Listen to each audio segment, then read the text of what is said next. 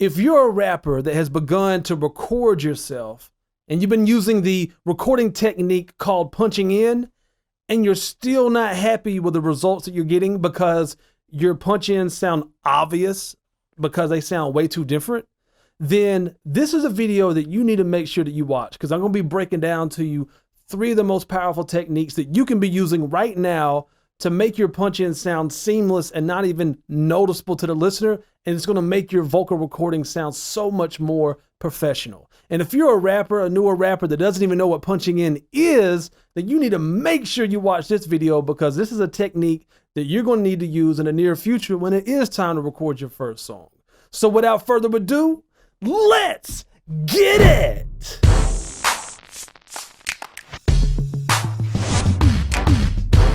What's going on, everybody? It's your boy ColeMize with ColeMizeStudios.com, where it's my main goal to help you be a better rapper now. And if you're new to my channel, welcome. Thank you for stopping by.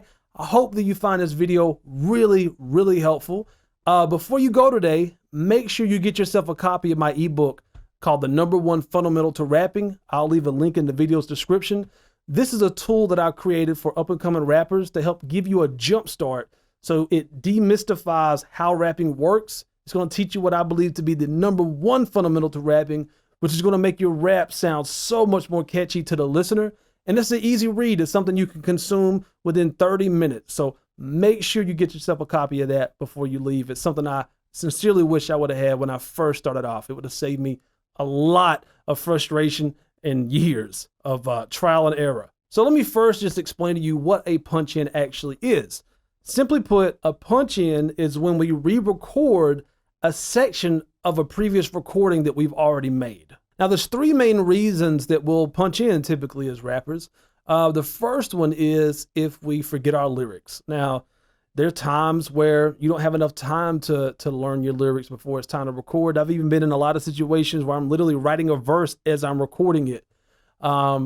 I like to learn my verses typically before I record, but sometimes you just don't have enough time. You'll say you're running on a tight deadline and you really got to lay it down. Punching in is great for that. I mean, I've even written full verses without even writing any lyrics down. I literally just I'm looping 4-bar sections at a time, and I'm kind of like scatting and kind of freestyling. And as I come up with what I like, I'll go ahead and record it and lay it down. And then I may go back afterwards and write my lyrics down just to, make sure I have a visual record of what I actually did. The second reason we'll typically punch in is if we run out of breath. Sometimes us rappers are known to put a little bit too much into our bars for too long, and we don't give ourselves enough room to breathe. So that's another good reason why you may punch in, is if you're running out of breath, you just punch in and nobody will ever know. Now, I typically will try to fix, I'm pretty mindful of the breathing thing when I'm writing lyrics, because I want to make sure I'm giving myself room to breathe, especially if it's a verse that I think I may want to perform live in front of other people. I definitely want to keep the performance in mind when I'm writing and make sure I'm giving myself room to breathe. But it's also other situations where I have no intention of rapping this verse live and I don't care about breathing, and I'll just push it to a limit that I normally wouldn't push it to. So there's a balance there. But typically, I try as much as possible to learn my verses before I record. That gives me a lot more confidence when I'm in the studio, which can help with my vocal delivery. And I try to work out the breaths before I go and record my verses and stuff like that. But in certain situations, you may not have enough time to do all that. So punching in is great for that. The third major reason why we punch in is not even for making mistakes, as I mentioned before, like running out of breath or forgetting lyrics. The main reason I punch in is to perfect my rap delivery. Every single time you rap your verse or even rap sections of your verse, you're going to say things slightly different. So I like to punch in typically 4 bars at a time, sometimes less, but I'm just, I'll break it down into manageable chunks.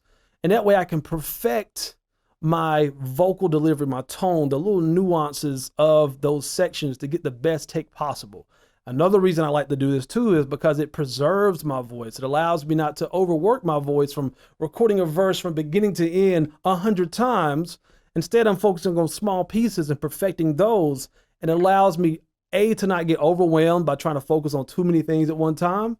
And B, it preserves my voice and allows me to get a really amazing sound out of my vocal delivery. Okay, now that you understand what punching in is, it's time to demonstrate this powerful recording technique. And as I go along, I'm going to show you some of the common mistakes a lot of people make, and I'm going to show you how to correct those to make your rap vocals, your recordings, and your punch-ins just sound smooth as freaking butter, man, like just flawless. I love punching in for this reason, man. It really allows you to take your vocal performance to a whole other level, man, and just make you sound so perfect.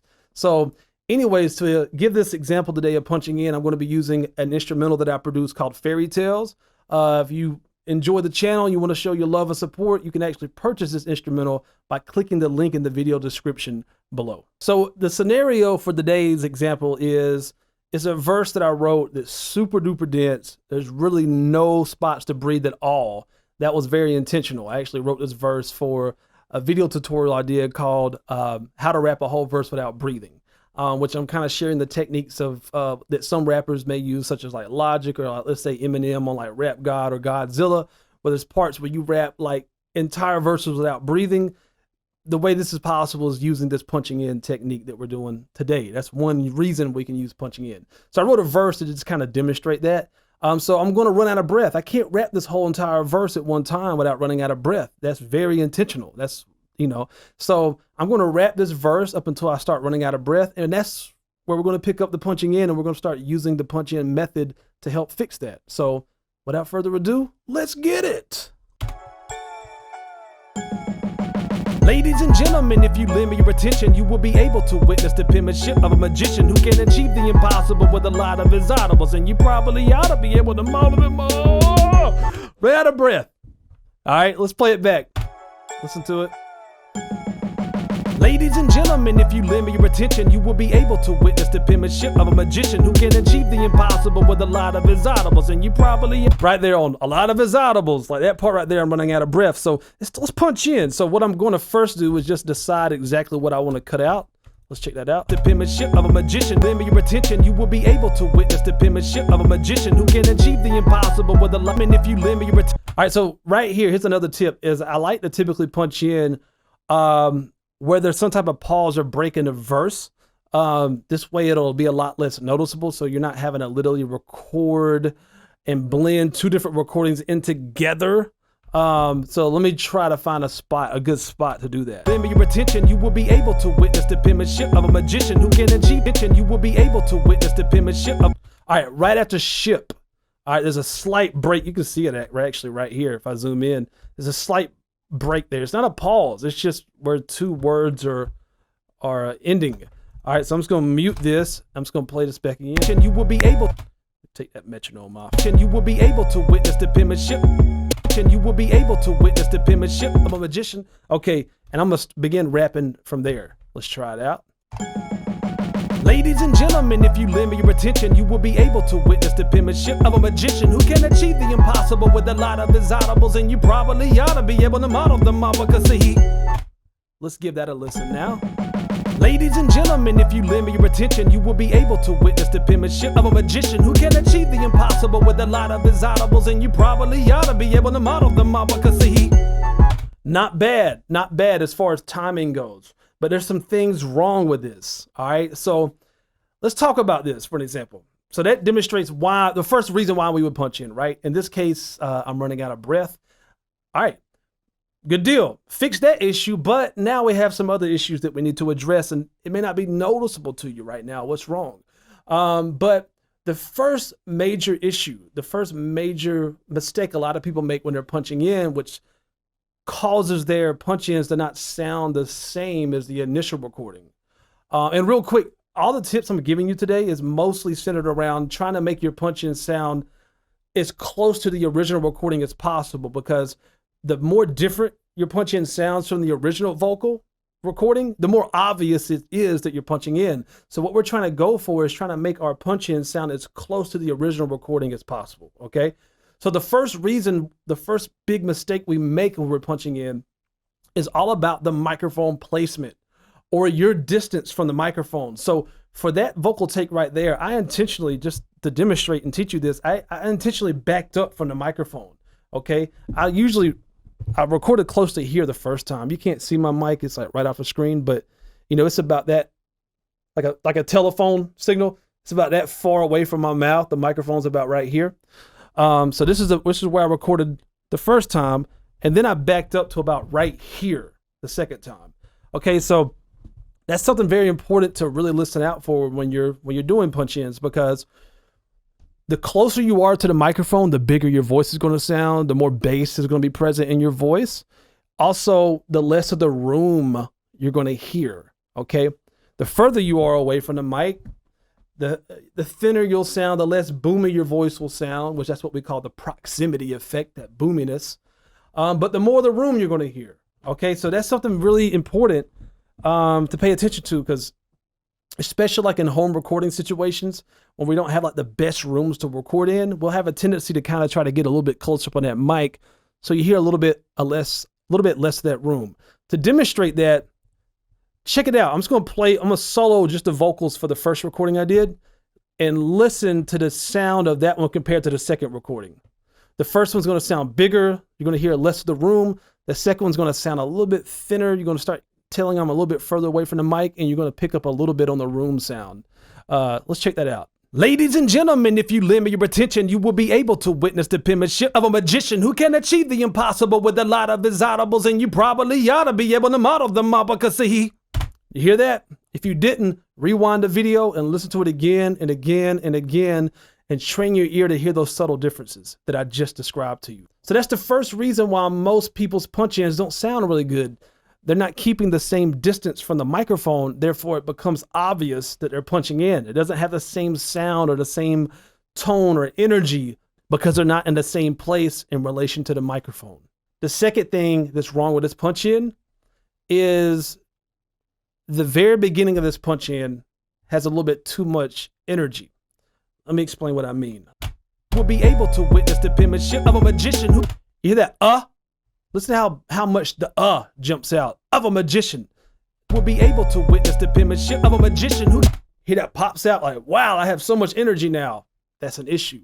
That's another reason why it's obvious that I punched in. Okay? So this is a pro tip. All these are pro tips, but man, when I learned this next technique, man, it took my punch in and my recording skills to another level. So the problem here is this. It's obvious that I punched in because I'm way too fresh at the beginning of this recording. I'm in the middle of a sentence right here, of a line. And I go from this, witness the penmanship of a magician, because on that punch in, now I have full air in my lungs. So I'm going from like my lungs being depleted of air a certain amount to now they're totally fresh and I have all this extra energy, and it makes it obvious. So let's mute this recording. I'm gonna move this down out the way. And so this time that I punch in, I'm actually gonna come in a little bit earlier, meaning I'm gonna begin recording before this part right here that I need for my punch in.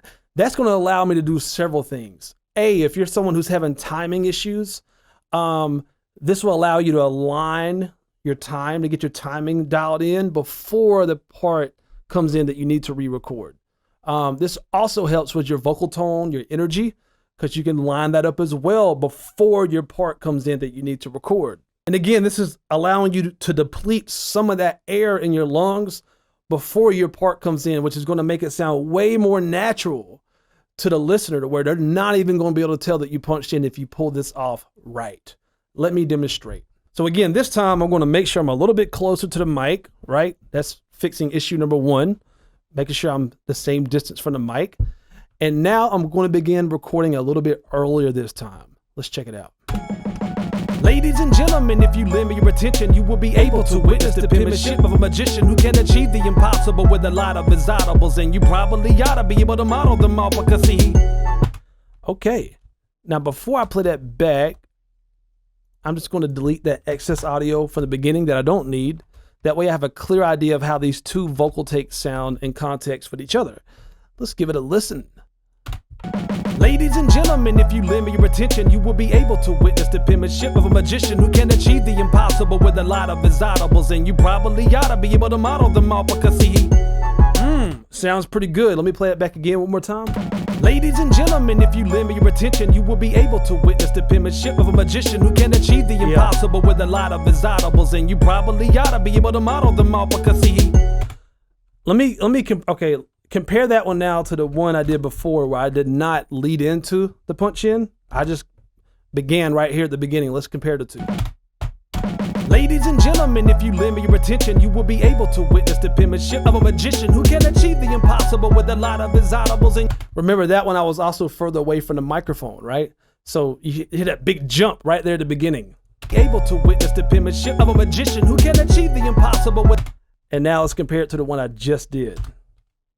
Able to witness the penmanship of a magician who can achieve the impossible with a lot of his audibles. And this one actually may just be a little bit louder still. I'm gonna bring it down about a decibel right here. Let's listen to it now. Lend me your attention, you will be able to witness the penmanship of a magician who can achieve the impossible with. I brought it down that one clip just like about 1 decibel, just to make it even a little bit more flawless.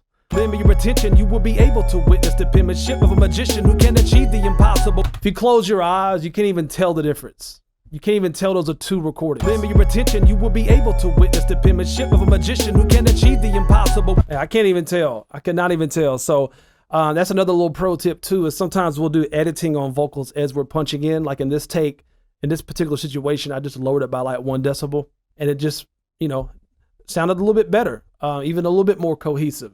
And in full disclosure, I don't want y'all to think that I got this right on the first punch in right here. This is the magic of editing video. I did quite a few takes, no joke, like probably 20, 30 takes before I felt like I got it pretty much as flawless as I possibly could. There was a lot of takes that didn't sound as good. I wasn't going to sit here and make y'all sit through all that, but I wanted to share that with you so you don't get discouraged when you try to do this and you don't get it on the first take. This is, again, is the power of punching in, is you can focus on perfecting small pieces of your verse so you can punch in over and over and over again to get it just right, just the way you want, just the way you hear in your mind that it should sound without overexerting yourself from trying to record a whole verse at one time. Okay, tip number 3 is one that I've already technically just demonstrated, but I want to make sure I point that out because I don't want you guys and gals to miss this one. Tip number 3 for really perfecting your punch-ins is going to also fall back to editing your vocals. So what I mean by editing your vocals is, like, for an example, where I came back here and muted this before I listened back to it to give me a good example of how it sounds. If I hadn't done that, first of all, I wouldn't have as clear of an indication of how it sounds together. So for an example, be able to witness the penmanship of a magician who can achieve. I need to hear how it sounded isolated. Right? Just one vocal playing at a time. Be able to witness the penmanship of a magician who can achieve. All right, so that's editing your vocal technically. If I delete anything, or for an example, I turn this take down by like 1 decibel, that's editing my vocal takes. But it's important that you remove excess that you don't need. Because, like, let's say for an example on this one, I accidentally did not delete all of it. Because sometimes if you're zoomed out like really far, like this, for an example, you may not notice little things that you're actually leaving on your vocal take. So I like to zoom in and make sure I get rid of everything. So in this case, if I don't delete it, you'll actually hear 2 vocals now playing on top of each other. And let's listen to how that sounds. You will be able to witness the penmanship of a magician who can achieve the, which that actually doesn't sound bad. That sounds like a spot stack, right? So, you may end up using little pieces of excess takes for like background vocals and like move it down to another track and use it as a background vocal. But in this case, what I'm going after is I'm trying to just get one lead vocal sound by punching in to get like perfect vocal take. So make sure that you zoom in and you remove the excess stuff that you don't need. That's very important. Because that can really make your stuff sound noticeable and amateur, especially if you have like background noise and stuff. Like, for an example, after this recording take here, you see this excess right here, like this is editing. Just, going through and like taking off excess audio you don't need and like putting little fades in here can really help out to make it a lot smoother and stuff. So don't miss out on editing your vocals. And this is also helpful to do in solo mode. Without any instrumental playing. That way you can hear things that you may not pick up on. Like, for an example, this right here, this first take, listen to this little noise here at the beginning. That's like me hitting my desk. So like removing excess stuff that you don't need. Just, you know, cleaning up. Editing vocals is really, really powerful technique when it comes to like, you're getting your vocals to sound very professional. Okay, here's a bonus tip for you. Pay attention. Another reason I haven't mentioned that we punch in is to preserve the tail end of certain words, like words with S's on the end of them, for an example. This can be something very subtle, or it can be very dramatic. You can actually make it almost like an effect to make your vocals sound like a lot more like lazy and chill and relaxed. Certain rappers like T.I., for an example, or Young Jeezy are really known for doing this. And so I want to demonstrate to you what I mean. Sometimes, like as rappers, our bars will be pretty dense, and we may have to like shave off the tail end of certain words, which isn't bad in and of itself. But let's say, for an example, you really intentionally wanted like to preserve those tail ends of your words. You can rap up until that word that you want to preserve the tail on, and just say it and hold that tail a little bit, you know, longer naturally, and then record on top of the tail. Let me demonstrate that to you using another part of this rap verse right here. Okay, check it out. Achieve the impossible with a lot of his audibles, and you probably ought to be able to model them all, because he selflessly breaks it down, every detail, and plus expounds on the intricacies of rap just to see if that helps him out. All right, let me give that a listen. Again, I'm just going to remove the excess first that I don't need. Selflessly, and you probably ought to be able to model them all, because he selflessly breaks it down. All right, again, editing the vocal. I'm just going to come back here and take a little bit back. And you probably ought to be able to model them all, because he selflessly, and you probably ought to be able to model them all, because he selflessly breaks it down, every detail, and plus expounds on the intricacies of rap just to see if that helps him out.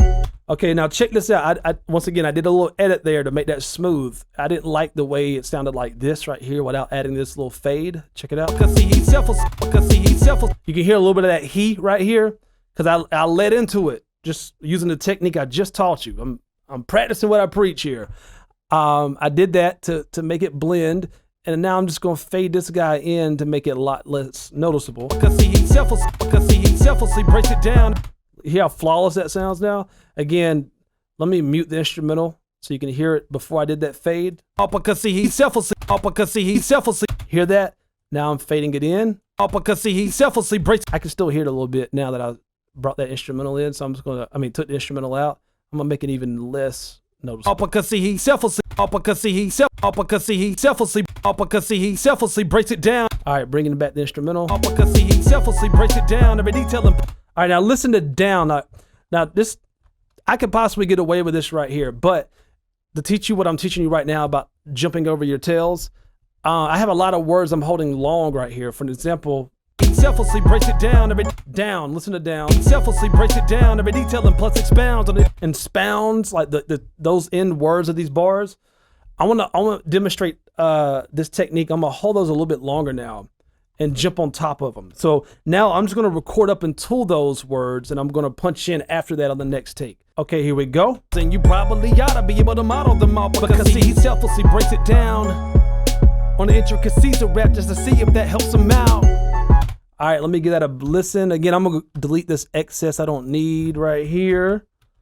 Practicing what I preach. All right, fade that in just a little bit. Because he selflessly, because I don't like that. Let me bring it back a little bit. Because he selflessly breaks it down on the intricacies of rap just to see if that helps him out. All right, that's good enough. Okay, I'm gonna come in after down now. Okay, let me give that a shot. Model them all, because he selflessly breaks it down, every detail, and plus expounds on the intricacies. All right, let's play that back. He selflessly breaks it down, every detail, and plus expounds on the intricacies of rap. There you go. Did you hear that? Look, you can visually see it. You can see how much of an overlap there is. You know, that's a major tail end over here. He breaks it down, every detail. So you hear down. It's literally coming down as I come in on top of it on the punch in. He breaks it down, every detail, and plus expound. And then expounds. I hold that a long time, and then I come in on top of that here. Tell and plus expound on the intricacies of rap. And again, this technique, you can be as obvious or as subtle as you want. But this is another major technique when it comes to punching in. which is very helpful if you want to preserve the tail ends of those words, or you want to create this like kind of lazy and kind of, I'm not going to say sloppy, but like just really relaxed and chill type of vibe, if you will, with your punch ins. Okay, let's do a quick recap. A punch in is a recording technique that we use to re-record a section of a previous recording. And the three most powerful techniques to getting professional vocal recording takes when you're punching in so that your punch ins do not sound noticeable at all is tip number one is your mic placement. Make sure you keep the same distance from the microphone as you record take after take. Tip number two is to preserve your energy and the tone of your voice by getting a head start with your punch in. Start recording a little bit before you actually need to start recording. And that way you will not have way more energy or way more air in your lungs than you did from the previous recording. And this will allow you to also align the timing of your vocals as well. So that way, by the time it is time for you to record, or the part that you need to re-record, like for real, you've already worked those little subtle things out. And that way you can make your vocal punch-in sound a lot more natural and cohesive with the recording before it. And tip number three is make sure that you edit your vocal. Trim off the fat, trim off the pieces of the recording that you don't need if you're using like the lead-in technique that I use for punching in, or even if you're not, just remove excess recording, like, just rumble from the background, or like you hitting your desk or your microphone stand on accident or whatever. Like, just remove excess stuff from your recordings that you don't need to make it sound a lot more professional. And again, if you need to, you can also lower the volume of some of your recordings to get it sound a little bit more cohesive as well, as I demonstrated in this video. And the bonus tip, if you want to preserve the tail ends of your words, rap up until that word that you're trying to preserve, say that in one take, and then do the rest in another take. And that allows you to get the best of everything. You don't have to compromise the tail ends of words.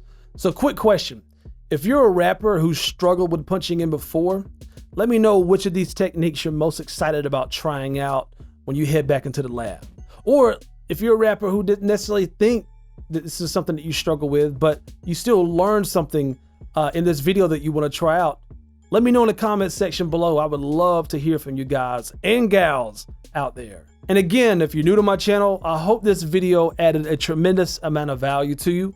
And I'm still not done hooking you up. Do not leave until you get yourself a copy of my ebook, The #1 Fundamental to Rapping. You can get that by clicking the link in the video description, and that's gonna add a tremendous amount of value to you and give you a jump start on this whole rapping thing. And it's gonna teach you what I believe to be the #1 fundamental to rapping. It's gonna make your rap sound so catchy and irresistible to the listeners. So make sure you treat yourself and don't cheat yourself. My name is ColeMize with ColeMizeStudios.com, and always remember, when it comes to rapping, there's no rules, there's only techniques. Peace. Hey man, you see that subscribe button right there? Kill it, kill it, kill it, kill it, kill it, kill it, kill it. Oh, and don't forget the bell icon. Kill it, kill it, kill it, kill it, kill it, kill it, kill it. Hey, I know you see that like button, right? Kill it, kill it, kill it, kill it, kill it, kill it, kill it. And look at yourself in the mirror and tell yourself, today I'm gonna kill it, kill it.